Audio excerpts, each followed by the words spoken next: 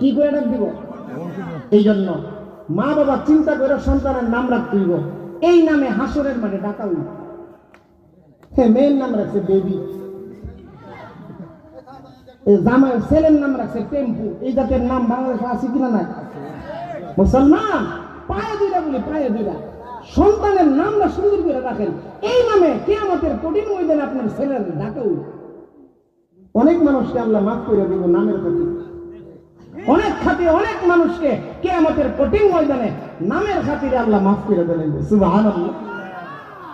এই জন্য মা বাবার কাছে সন্তানের 2 নাম্বার পাওনা সুন্দর একটা ইসলামিক নাম। হুজুরদারে দিয়া মসজিদের ইমাম সাহেবের কাছে গিয়া কুরআন হাদিস দীক্ষা অর্থ দীক্ষা নাম রাখবেন। অর্থ দীক্ষা নাম রাখছে তুকাজ্জিবান বেগম। হুজুর তুকাজ্জিবান বেগম কেন রাখছি জানেননি? সূরা রহমানের মধ্যে 29 বার আছে। আরে তুকাজ্জিবান অর্থ তো মৃত্যু, কথা কয় না। তুকাজ্জিবান অর্থ কি? মৃত্যু। এই কারণে মেয়ের নাম রাখছে তুকাজ্জিবান বেগম।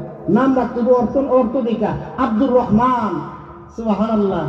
রহমানের গোলাম, রহমানের বান্দা। আব্দুল্লাহ রহমানের বান্দা। সুবহানাল্লাহ। জোরে বল। সন্তানগুলোর নাম রাখবেন সুন্দর নাম। এটা মা বাবার কাছে সন্তানের 2 নাম্বার পাওনা। 3 নাম্বার পাওনা, একটু মনোযোগ। 3 নাম্বার পাওনা হইল সন্তান যখন প্রথম কথা বলতে শিখে। প্রথম যখন সন্তান কথা বলতে শিখে 2 বছর 2.5 বছর বয়সে সন্তান দেখবেন ডাকে দাদা দাদা দাদা, ডাকে না? সন্তান ডাকে বু বু বু বু, গ্রাম এলাকার ডাকে না? সন্তান ডাকে বাবা বাবা আব্বা, ডাকে কিনা? আল্লাহর নবী বলেন তোমার বাচ্চারা যখন কথা বলতে শিখে তখন বাচ্চাটাকে শেখাও আল্লাহ, সুবহানাল্লাহ, লা ইলাহা ইল্লাল্লাহ। এই শব্দগুলা ছোটবেলায় তার ভিতরে বসায়া দাও।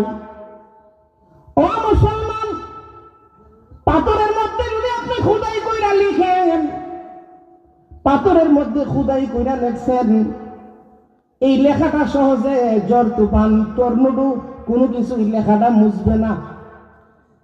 কথা কোন ঠিক কিনা? পাথরের লেখা সহজে মুছবে না। কিন্তু সাগরের কিনারায় গিয়ে আপনি বালুর মধ্যে লেখছেন, একটা ঢেউ আসলেই সমস্ত লেখা মুছে যাবে। কথা কোন ঠিক কিনা?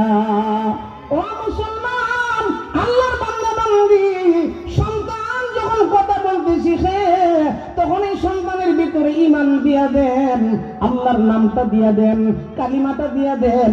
এই সন্তানটা যত বড়ই হোক না কেন জিন্দেগিতে কোনোদিন